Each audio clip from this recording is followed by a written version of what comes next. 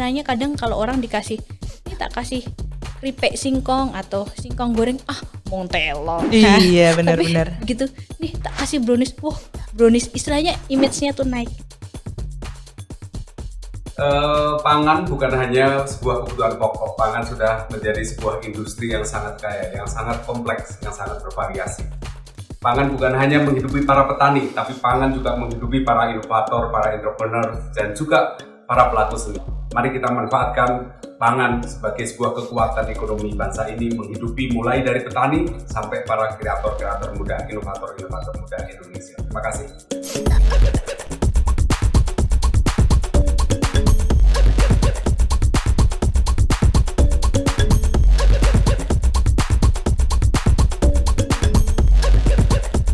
Halo semuanya, kembali lagi dengan Foodcast for Bill Food Podcast, Billing for the Future Now. Bersama saya, Firia Kuratuain Abisono. Oke, hari ini saya sedang bersama Mbak Teresia Dwi Utami, pemilik dari Brownies Telo Ndukun ya Mbak ya. Nah, Brownies Telo Ndukun ini merupakan produk olahan dari singkong dan memiliki beberapa macam varian brownies. Dan yang pasti dia ini gluten free ya Mbak ya. Gluten free dan lokasinya itu berada di Dukun Magelang. Maka dari itu namanya tadi Dukun ya Mbak ya, ada Dukun ya. Oke, mungkin lebih lanjut lagi kita mau tahu gimana tentang brownies Telo Ndukun ini dan bagaimana olahan-olahan dari singkong yang bisa dikreasikan menjadi brownies. Mungkin akan cerita-cerita lagi bersama Mbak Teresia. Oke, mungkin Mbak Teresia mau ngejelasin dulu terkait brownies Telo Ndukun ini apa Mbak? Oke, brownies Telo Ndukun ini adalah brownies yang 100% dari tepung singkong, istilahnya kalau ini tepung singkong mocha modified cassava flour. Jadi tanpa tambahan tepung terigu sama sekali. Kemudian kita berikan beberapa topping yang milenial agar istilahnya blend lah dengan kaum milenial. Oke. Terus untuk varian rasanya kita ada 3, ada coklat, red velvet dan juga pandan. Untuk toppingnya kita ada keju, Choco Crunchy, tiramisu crunchy dan juga Oreo. Oh berarti banyak juga ya varian-varian dan disesuaikan sama apa rasa-rasa yang lagi hits sekarang ya Mbak ya. Kebutuhan milenial sekarang ya. Oke, berarti ini ada elaborasi antara telo mungkin yang singkong ya yang katakanlah udah tidak terlalu milenial lah, maksudnya sudah ini dan dikombinasikan dengan ini makanan-makanan milenial sekarang gitu ya Mbak. Betul sekali. Ide awalnya tuh apa sih Mbak yang bikin, kenapa kepikiran gitu bikin Telo Ndukun ini? Oh ya, istilahnya kita itu selama ini nganggep singkong itu kan dia jadi sebagai makanan tradisional ya. Makanan tradisional. Bahkan di Dukun di kampung saya, telo itu digunakan sebagai pakan ternak Mbak. Padahal kan dia secara produktivitas tinggi loh, ditanam gampang. Kemudian kenapa nggak kita kembangkan ke produk yang lebih istilahnya ngeblend ke semua orang bahwa oh iya brownies itu kan disukain semua orang gitu. Terus akhirnya kepikiran ya udah kenapa nggak dibuat brownies yang bisa diterima semua orang. Jadi istilahnya kadang kalau orang dikasih ini tak kasih keripik singkong atau singkong goreng Montelo. Iya benar-benar. Begitu nih tak kasih brownies, wah brownies istilahnya image-nya tuh naik gitu. Image-nya lebih naik ya. Dengan mengelaborasi tadi yang telo yang dianggap selama ini tuh makanan tradisional gitu ya. Berarti kepikir apa karena di sana tuh banyak produksi yang maksudnya banyak yang menanam singkong gitu Mbak. Makanya jadi kepikiran wah boleh juga nih dicoba gitu. Kebetulan banyak keluarga juga petani dan punya singkong. Terus kebetulan juga kita ngelihat Magelang itu identik dengan biasanya oleh-oleh getuk tahu ya. Iya getuk. Kan singkong juga, terus ada yang keripik-keripik yang lain juga singkong juga. Terus kenapa kita nggak ngangkat singkong lagi nih, singkong yang lebih milenial dan lebih diterima semua orang kayak gitu. Berarti awalnya itu karena singkongnya atau karena kayak wah khasiat singkong ini kan cukup banyak ya, salah satunya misalnya kalau dibuat brownies tadi bisa jadi gluten free ya Mbak ya, tidak menggunakan tepung-tepungan gitu. Apa karena ya mungkin ada pikiran buat kita coba makanan yang apa manis-manis gitu tapi dianggap manis-manis tapi ternyata itu tuh lebih menyehatkan gitu, maksudnya tidak terlalu ya lebih gluten free gitu gimana? Kalau kita develop kan tahun lalu ya Mbak, itu tahun lalu itu mungkin gluten free kita istilahnya itu jadi benefit efek samping aja gitu loh. Jadi pertamanya kita pengen justru ngangkatnya tuh si singkongnya. Gitu. Kebetulan kita berhasil dapat formulasi yang full tepung singkong yang sama sekali tanpa tepung terigu. Nah, terus kita ya udah ini berarti gluten free dong. Kita bisa ngangkat lagi nilai lebih dari singkong ini, selain dia jadi brownies yang lebih istilahnya lebih mewah, tapi dia juga gluten free yang menyehatkan gitu. Berarti awalnya nggak kepikiran ya, Mbak? Belum kepikiran tentang gluten free. Oke. Kalau kayak pemilihan toppingnya tuh ya karena lagi ini aja atau karena apa namanya tuh lebih cocok dipadukan dengan si telo ini, atau karena ya emang lagi musim aja juga ininya? Ya kita yang lagi ngelihat anak-anak lagi hobi apa sih kok Oke. keju itu Riset kan pasar dulu uh-uh. sebelumnya. Keju itu istilahnya topping segala umat ya. Jadi segala sesuatu pasti keju. Enak ya bisa. Ya. Jadi dia emang bisa dipadu-padankan dengan berbagai macam ya. Kalau yang lain kayak Coco Crunchy, Tiramisu Crunchy, Oreo itu ya emang karena kita ngelihat orang-orang muda itu ya suka yang kayak gitu-gitu.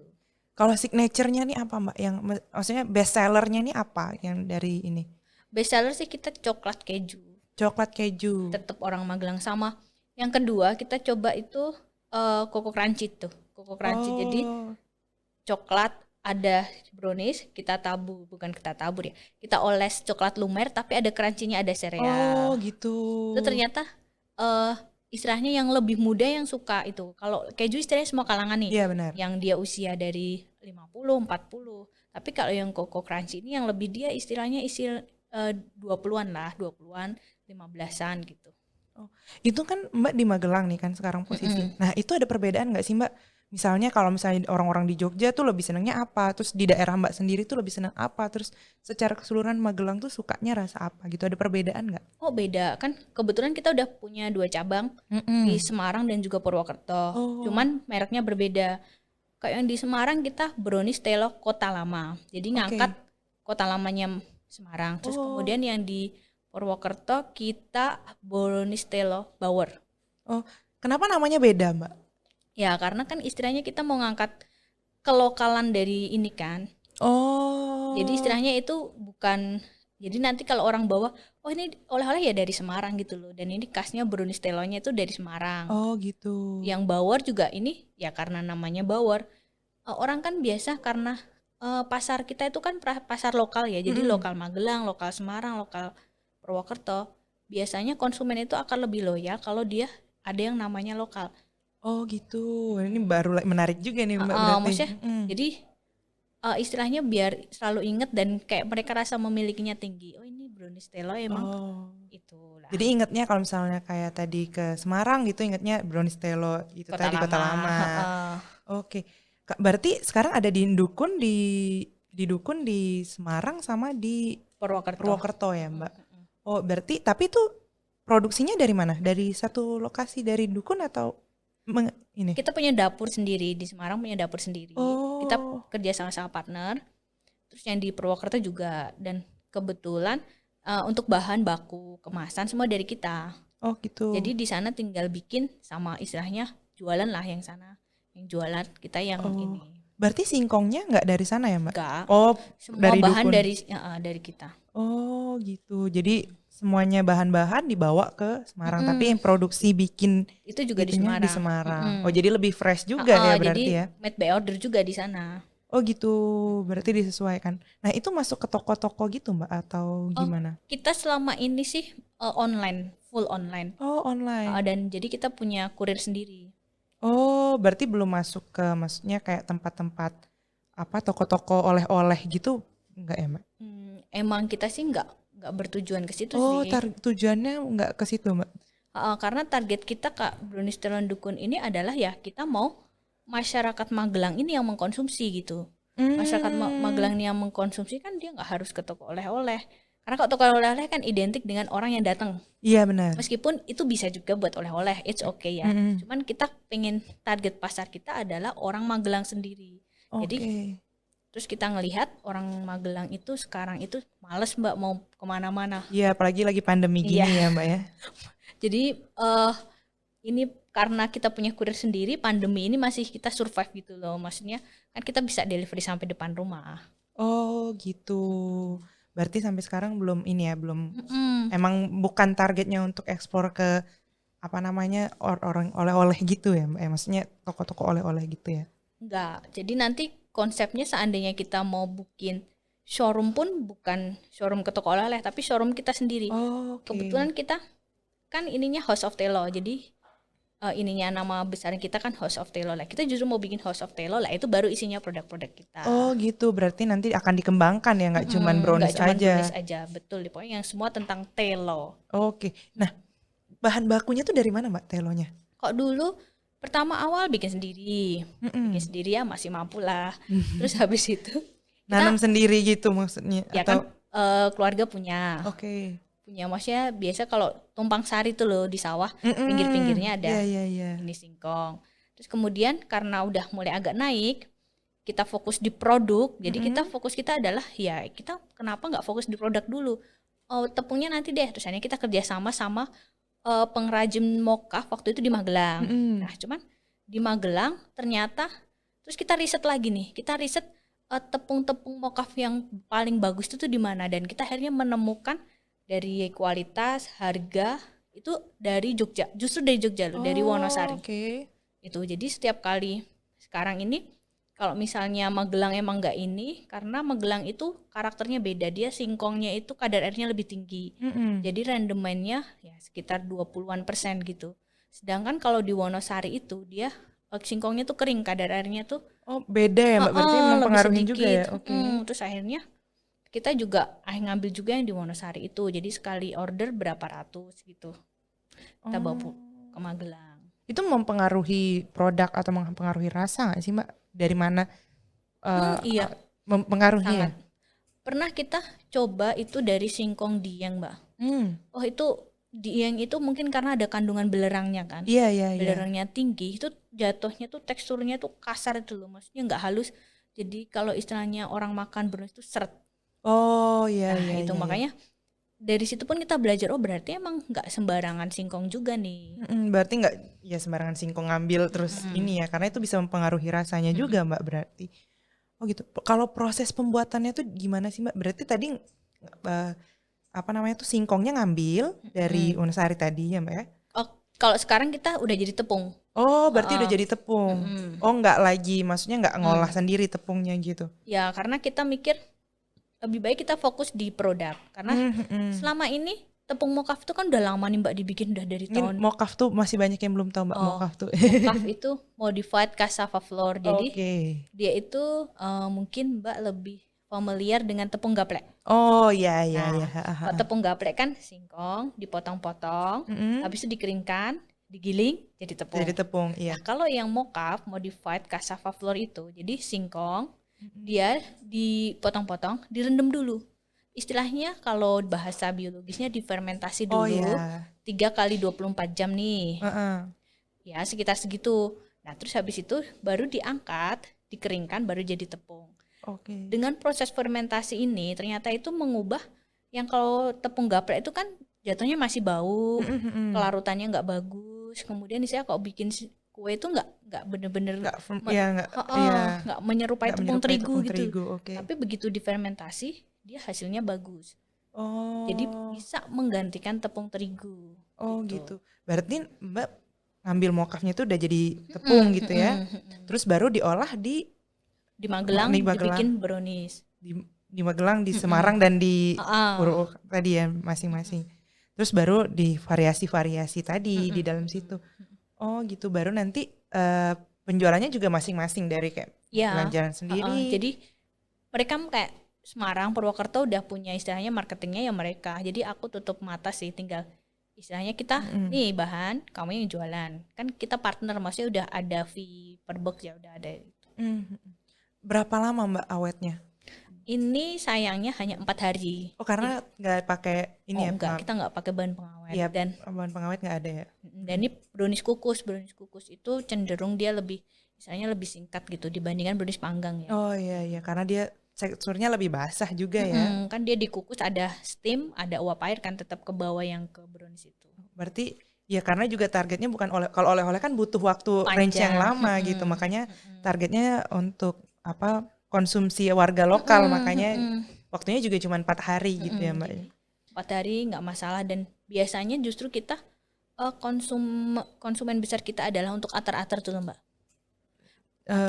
Hantaran. Oh iya.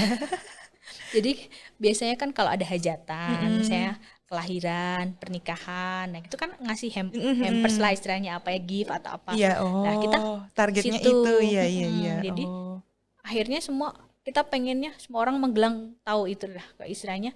Kalau brownies nggak perlu deh beli Amanda gitu. Maksudnya kita punya produk sendiri kok, lebih ada sehat produk lagi. lokal gitu. Iya. Terus khasiatnya banget nih Mbak dari singkong. Kenapa sih kayak kita lebih baik memilih untuk tadi mocaf tadi daripada dengan tepung biasa gitu? Oh, yang pertama sih dia gluten free, itu satu. Itu gluten free udah nggak perlu di ini ya. Apalagi masa pandemi ini kayaknya orang harus mulai memikirkan kesehatan ya. Ya, kalau gluten free sih benernya kalau orang yang nggak punya istilahnya masalah dengan pencernaan itu sih nggak perlu menghindari. Toh meskipun dia gluten itu dia emang dicernanya tuh lebih lama di dalam usus kita, tapi tetap aja dia bisa tercerna. Tapi kecuali kalau dia yang punya penyakit celiak, terus kemudian dia asam lambung, kayak gitu kan sensitif nih, lambungnya sensitif. Nah, dia harus menghindari gluten free, harus menghindari gluten. Akhirnya harus makan yang gluten free. Satu. Yang kedua, mocaf ini dia seratnya tinggi, jadi dia itu bahkan bisa dibilang kandungan seratnya itu paling tinggi di antara tepung-tepungan yang ada. Ya, ada tepung beras, ada tepung terigu, ada tepung apalagi ya, tepung maizena dan sebagainya. Dari itu mocaf ini paling tinggi. Jadi istilahnya kalau misalnya kamu makan itu, kita makan tuh nggak perlu takut, ya nggak perlu takut gendut juga sih ya. Karena ya makan sebanyak apa kalau saya ya. Mau sehat apa enggak ya, kalau banyak tetap gendut. Tapi maksudnya karena dia seratnya tinggi, kan jadinya dicernanya cepat, maksudnya dia bagus untuk pencernaan, akhirnya bisa keluar lancar gitu. Jadi dia ininya seratnya tinggi itu. Terus sama selain itu dia juga kalsium, fosfor, besinya juga tinggi. Oh gitu, jadi sebenarnya manfaatnya tuh banyak banget ya Mbak. Dan itu ya apa mungkin bisa jadi opsi lah ya buat teman-teman yang mungkin pengen agak mengurangi tadi yang gluten gitu, atau mungkin ya ada masalah dengan pencernaan gitu. Ya ini brownies telon dukun ini bisa jadi opsi gitu kan. Betul sekali. Nah, dari banyak kan maksudnya ini kan prosesnya cukup panjang ya Mbak untuk jadi si telon dukun ini gitu. Itu tuh gimana sih Mbak cara mempertahankan gizi-gizi atau kandungan-kandungan tadi biar ini. Apalagi tadi kan udah yang dari singkong jadi tepung dulu gitu. Itu gimana? Kalau dari singkong dia jadi tepung itu justru kandungan gizinya meningkat. Contohnya seratnya itu kalau di singkong itu paling sekitar per 100 gramnya dia nggak nyampe 1 gram. Tapi begitu dia jadi tepung mocaf dia bisa nyampe ke 6 gram kan. Naiknya karena ada proses fermentasi tadi. Oh, jadi malah fermentasi ini yang malah yang buat menambah akhirnya gizinya. serat mocafnya itu lebih tinggi gitu daripada serat si singkong sendiri. Nah, terus kemudian selain itu kan ada kalsium dan sebagainya. Kan setelah jadi tepung singkong kan kita hanya proses pengadukan dan juga pemanasan. Pemanasan sekitar pengukusan 30 menit. Nah, itu tuh kalau biasanya yang rentan dengan pemanasan itu adalah vitamin. Tapi kalau serat sama misalnya mineral gitu sih enggak berpengaruh ya. Jadi tetap di hasil akhirnya ini tetap apa ya, seratnya itu masih ada gitu loh, kalsium ininya masih ada. Memang kalau emang mau bukti sih harus dicek lab ya. Cuman kita belum ke situ sih. Jadi tapi yang pasti bisa diyakin kalau misalnya serat itu tuh malah bertambah ya Mbak dengan proses-proses ini. Iya, kalau dari singkong ke tepung mocaf iya. Karena ada fermentasi itu. Kalau ingredientsnya tuh selain itu apalagi sih Mbak, boleh share atau itu? Oh boleh, jadi ya biasa kayak bikin brownies, kayak bikin brownies rumahan ya. Ada gula, terus kemudian ada telur. Kemudian yang paling penting brownies itu apa sih? Coklat. Ya, benar. Kalau nggak ada coklat nggak ada brownies. Itu. Kalau coklatnya maksudnya produksi pribadi atau beli juga Mbak? Maksudnya coklat tanam pribadi gitu? Enggak, kalau coklat karena ini ya kita beli sih tetap. Coklatnya kan ada 2 macam, jadi coklat kompon yang batang itu dan juga satu lagi coklat yang bubuk. Itu nggak produksi pribadi ya? Jadi ya emang kita udah beli aja, kita kerja sama supplier. Gitu. Berarti yang emang fokusnya tadi ya karena ini emang brownies telo, jadi ya fokusnya emang telonya itu ya. Terus tadi kan varian rasanya udah banyak banget nih Mbak. Ada coklat, pandan, ada pandan juga ya, keju, Oreo, choco crunchy, tiramisu crunchy, brownies, red velvet. Itu mau nambah varian rasa lagi yang mungkin lebih tradisional mungkin. Kalau ini kan udah fusion ke modern ya, milenial ya. Mungkin ini lebih varian-varian yang tradisional gitu. Ada rencana nggak, Mbak? Kalau varian tradisional kita justru nggak ke brownies, tapi emang mau ngangkat singkong nih. Tapi rencana tahun depan sih kita ada produk dari singkong juga, tapi bukan dari nggak brownies ini. Oh, dikembangkan ya, Mbak, berarti. Nanti ada produk lokal Magelang yang mau kita angkat. Tapi itu nanti tahun depan. Oh, ini Mbak. masih rahasia ya? Belum bisa Maksudnya ditampilkan ya? daripada belum ini. Terus kalau dari brownies sendiri kita nggak mau nambah rasa sih, tapi mungkin kita akan menambah tampilan, istilahnya cara lain makan brownies gitulah. Oh, gitu. Mungkin kayak sekarang tuh lagi musim brownies cup yang di Nah, ya gitu. itu kan. Oh, ternyata saya udah ketebak nih. Karena kalau saya mikirnya gini, kalau nambah varian rasa orang ya itu aja, maksudnya ya tampilannya hanya potong makan. Iya. Nah, kita justru pengen inovasinya tuh cara lain makan brownies. Nah, itu dia.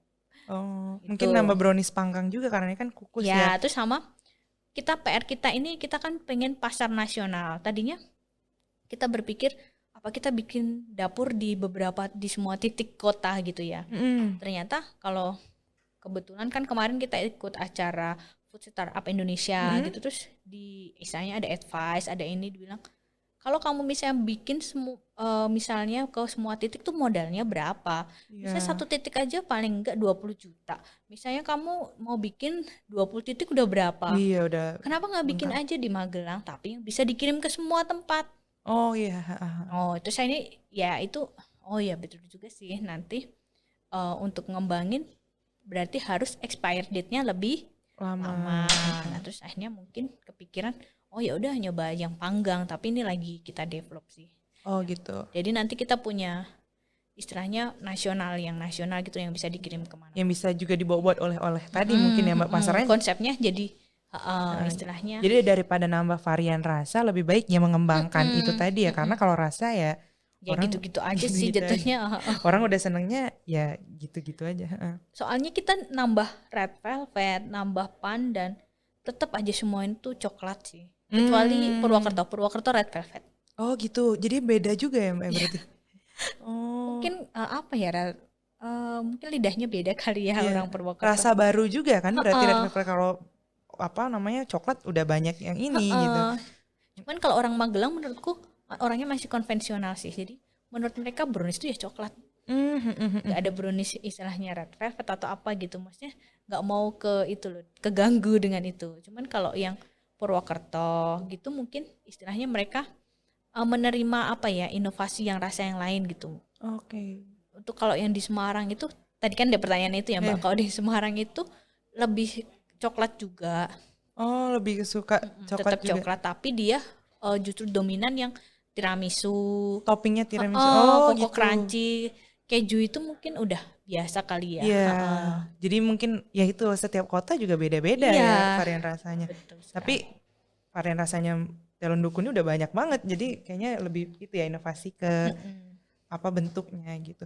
Nah, itu kan prosesnya ya berarti itu prosesnya panjang, Mbak. Kira-kira ada nggak sih, Mbak, pemanfaatan kayak mungkin dari petani atau mungkin memanfaatkan tadi mungkin warga-warga lokal Mbak ajakin buat berbisnis ini gitu. Ada nggak pemanfaatan untuk ya warga-warga lokal seperti itu? Kalau lebih kemanfaatan yang istilahnya butuh orang banyak, masal sih lebih ke yang tepung mokaf itu sih Mbak. Jadi kita kan survei ke yang ke Magelang, survei ke Jogja, yang Wonosari itu.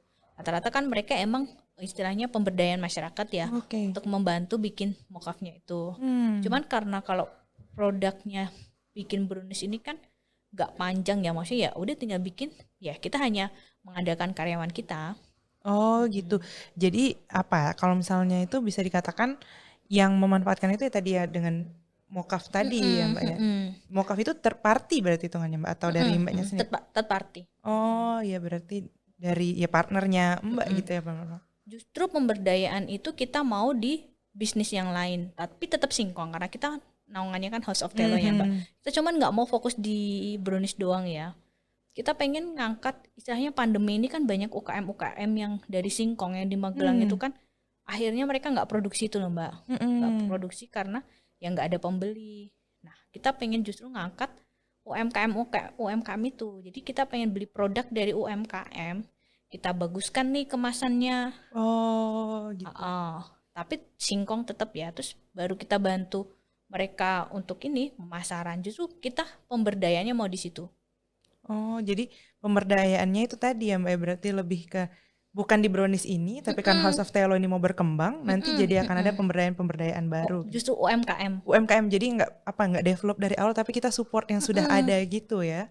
Tadinya kita mikir apa kita mau bikin produk sendiri ya, terus setelah kita mikir lah kalau kita bikin produk sendiri impactnya apa buat sekitar gitu loh. Nambah saingan mereka lagi. Iya, berarti yang ada kan. justru mereka yang nggak bisa jualan, semakin kamu nggak jual, semakin mereka nggak jualan karena ada kamu. Sayangnya kita kepikiran ya udah berarti untuk mereka pun kita istilahnya sama-sama naik gitu loh, sama-sama ini kita ngangkat UMKM itu. Oh, oke. Berarti ya itu salah satu bentuk dari supportnya ya Mbak ya. Jadi tuh istilahnya sih kita nyebut singkong movement kami sih. Oh, Itu kemungkinan mulai tahun Januari ini kita mau mulai yang itu juga. Jadi intinya nggak hanya fokus di sini juga, kalau bisa sih tetap berkembang dan berimpact gitu. Ini ada yang saya lupa. Dari tahun berapa sih Mbak? Ini nih. Tahun lalu Mbak. Oh, tahun lalu ya. 2019. Tapi kayaknya udah luas banget Mbak.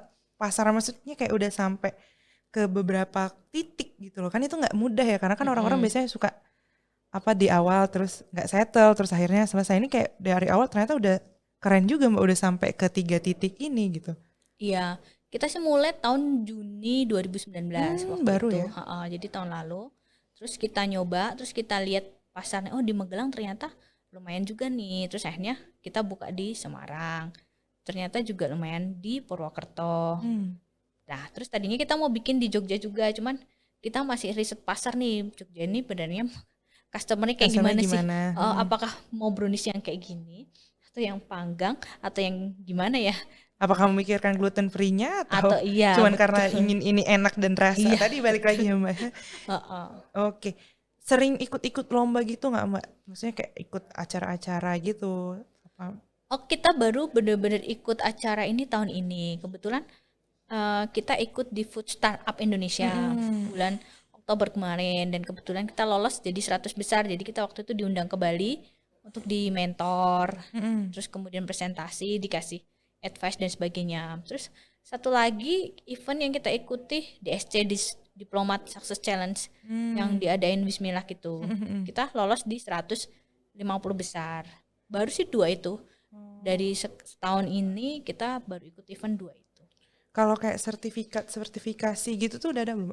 Baik sertifikasi kayak mungkin menang-menang lomba atau mungkin sertifikasi kayak makanan. Kalau kita udah gitu. PIRT pasti. Terus kita lagi mau coba halal. Tadinya kan mau tahun ini kita difasilitasi oleh Kementerian Perindustrian untuk halal. Tapi ternyata begitu pandemi, semua dananya perindustrian itu kan dialokasikan ke ini ya, ke COVID. Jadinya mungkin kita akan nyoba lagi di tahun depan untuk halalnya ini. Oh gitu, berarti tapi untuk PIRT udah. Oke. Kalau targetnya tadi kan balik lagi Mbak, targetnya itu kan orang-orang lokal ya. Nah, cara pemasarannya tuh gimana Mbak? Apakah dari online aja atau mungkin apa media online yang digunakan apa? Terus apakah mungkin beriklan di koran, radio gitu gimana? Kalau yang jelas sih full kita online. Full kita online saat ini. Jadi ya pakai Instagram, Facebook. Kok tahun lalu awal-awal orang Magelang itu lebih suka pakai Facebook. Jadi aku ini Facebook terus gitu.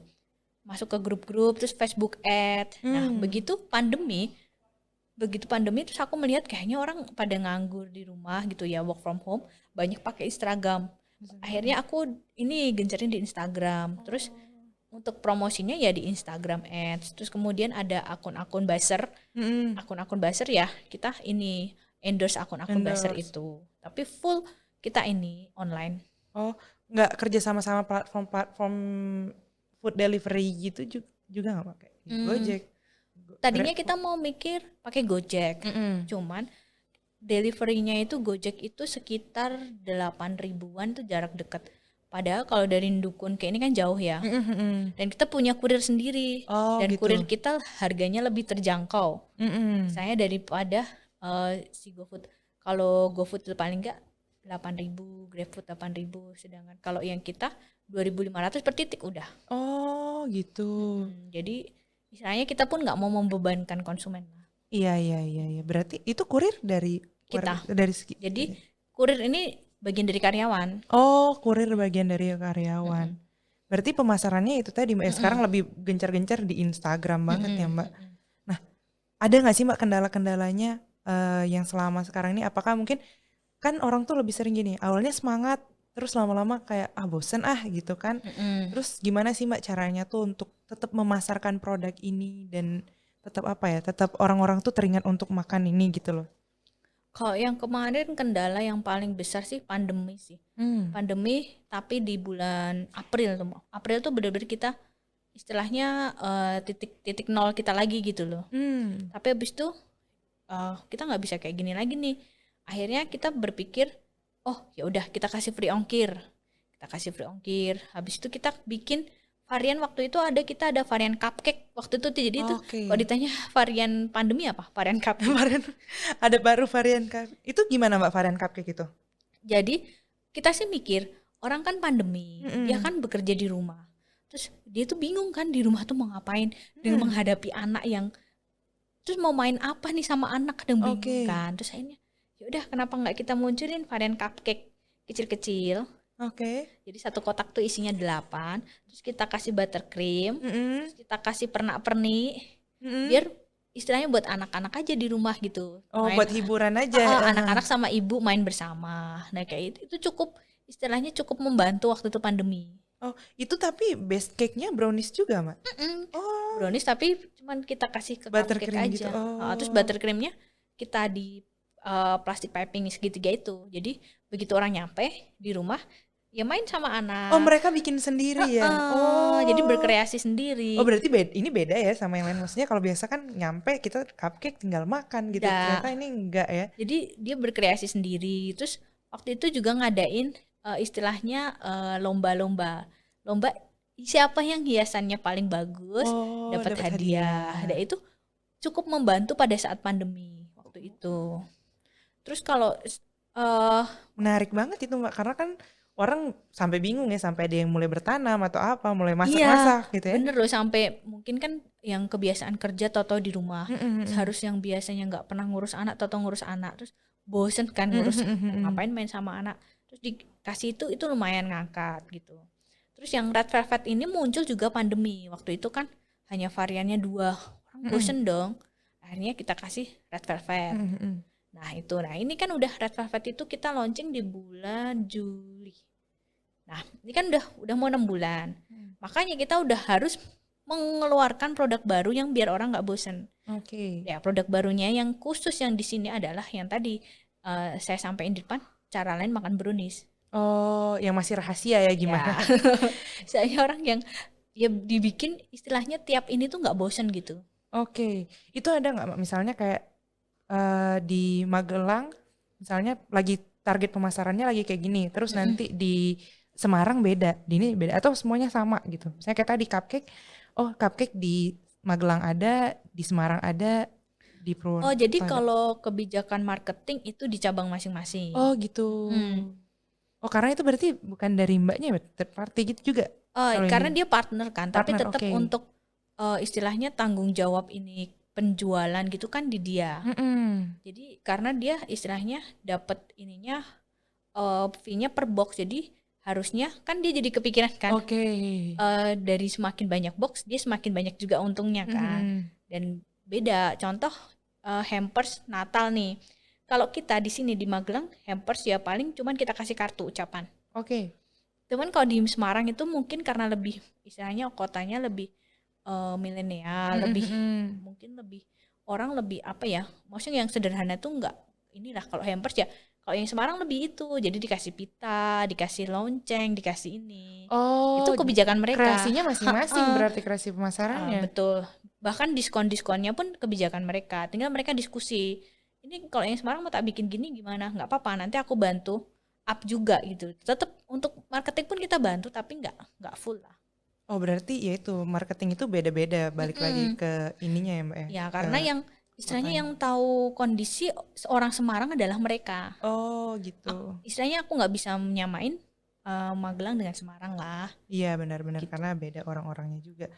Nah ini kan apa ya Mbak, brownies singkong ini tuh sesuatu yang sangat menarik dan baru juga gitu. Dari awal banget Mbak, gimana sih cara Mbak untuk meyakinkan orang-orang kalau misalnya ini tuh sesuatu yang baru dan ini tuh enak dan ini tuh apa ya, sesuatu yang menyehatkan gitu loh. Gimana sih cara meyakinkan orang-orang itu? Ya pertama sih, apa brownies teh lo maksudnya rata-rata sih orang beli pertama itu baru cuman penasaran doang.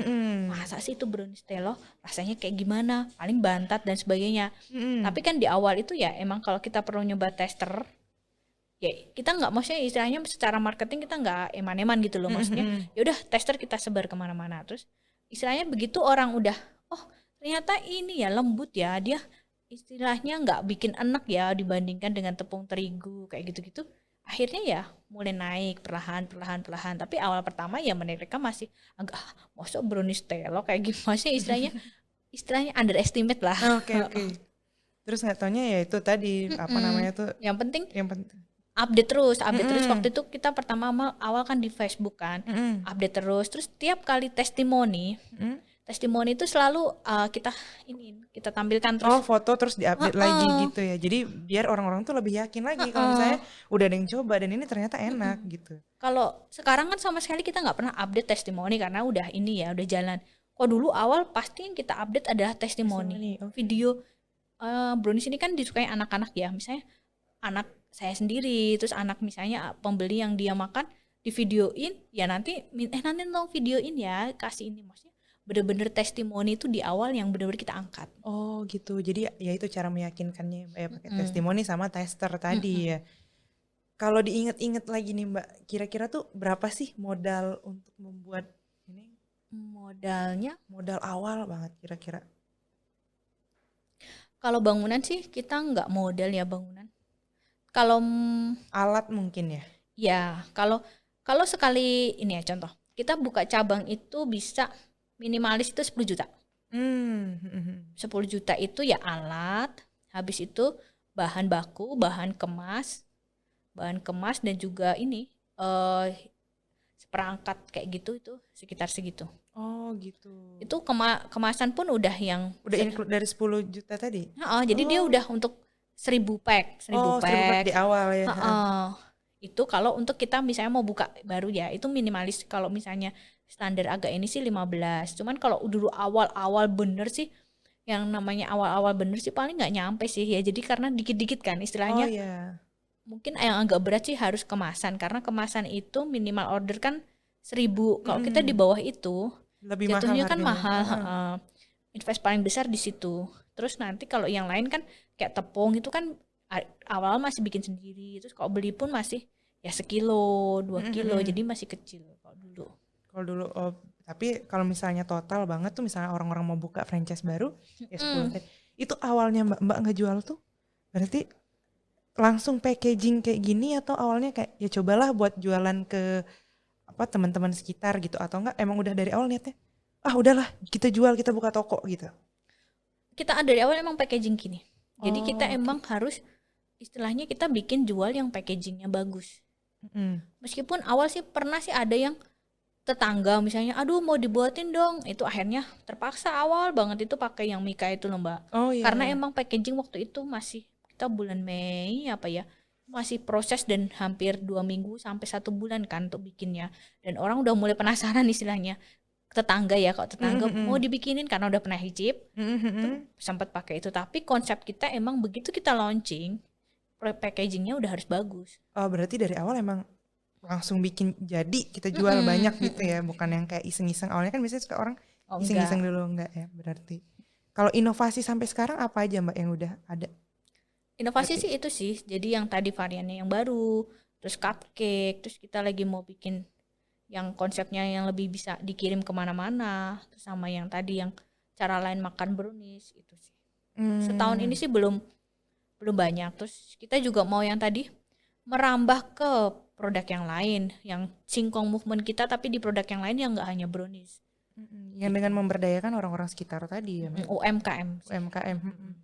Oke, berarti ada nggak Mbak terakhir nih sebelum kita selesain? Ada nggak pesan-pesan buat teman-teman yang baru, kayak Mbak kan baru mulai juga kan, tapi tetap semangat gitu loh. Gimana caranya untuk anak-anak muda sekarang nih memulai bisnisnya, terus kayak semangat gitu, jangan sampai kayak ada masalah pandemi langsung selesai. Kalau Mbak kan berjuang untuk cari-cari apa solusi-solusi baru. Nah, gimana sih Mbak caranya buat teman-teman anak-anak muda sekarang nih gimana untuk memulai sebuah bisnis itu?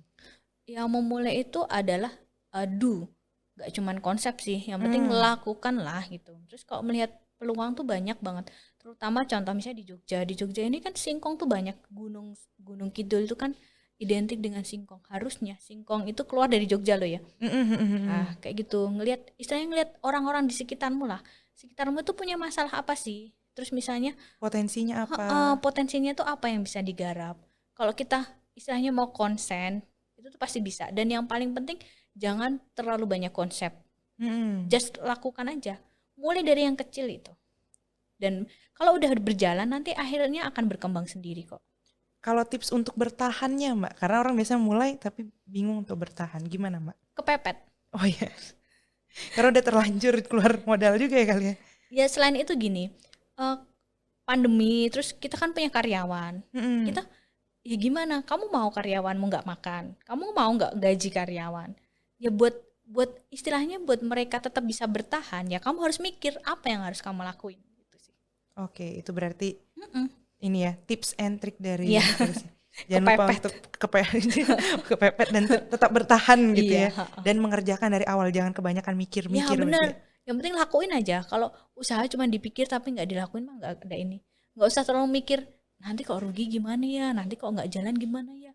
Alah udah, orang belum dilakuin kok udah mikir yang aneh-aneh. Yang penting udah deh, Positif aja dari awal. positif, just do it. Oke, just do it. Oke, menarik Mbak. Oke, kayaknya gitu aja. Makasih Mbak Teresia udah Oke. udah banyak sharing-sharing tentang Telon Dukun dan bagaimana tadi baik tips and trick untuk bertahan dan berbisnis dan apa sih kelebihan dari telo yang mungkin selama ini dianggap orang apa makanan tradisional gitu ya. Terakhir terima kasih semuanya udah menyaksikan Foodcast dan jangan lupa dengarkan Foodcast yang lain untuk tahu inovasi-inovasi di bidang pangan di Indonesia. Dan jangan lupa seri-seri lainnya itu bisa dilihat di channel-channel YouTube kami. Dan ada media sosial juga dari website forbil.id dan Instagram forbil_institute. Dari Mbak juga mungkin mau promosi terakhir Mbak sebelum ditutup? Oke, untuk tahu usaha kami bisa juga cek Instagram House of Telon. Atau kalau untuk brownies yang di Magelang, brownies Telon Dukun. Oke gitu. Terima kasih semuanya, sampai bertemu lagi. Terima kasih Mbak Teresia. Ya, sama-sama.